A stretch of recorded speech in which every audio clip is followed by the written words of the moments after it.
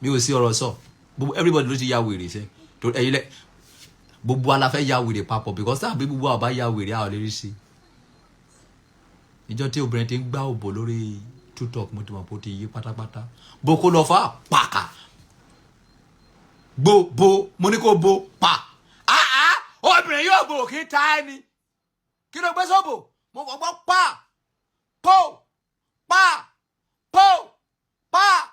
po nínú òbò kí ta ẹni wúmọ̀ yìí boko lọ fa pa boko lọ fa gbà boko lọ fa pa kí ló dé òbò kí ta ẹni wúmọ̀.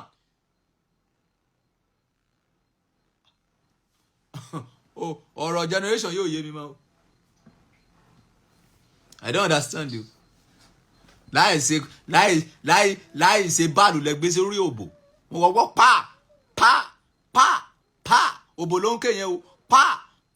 òbò ló ń dùn yẹn o pa òbò ló ń dùn yẹn o boko lọ fà pa kí ló ṣẹlẹ̀ kí ló lẹ tó bẹ́ẹ̀. Ìkọ́ tó wá dùn mí pátápátá tó wá yé mi lórí tó wá jẹ́ kínú mi bàjẹ́ ni wípé igewédú ni wọ́n ń bó tó ń gbá òbò yìí igewédú ni wọ́n ń bó tó ń gbá òbò tó dẹ̀ dún pa kí ló ṣẹlẹ̀. Gbogbo àwọn ọmọ wa pátá wọn ò dẹ̀ fẹ́ wá sọ mọ́ àwọn kan wà ní sí tó bá fẹ́ wá sórí láìfù tó bá gbé wọn wọlé odidi 30 minutes wọn ní tí ìwà wọn fẹ́ lọ sí mékọ̀pù òfò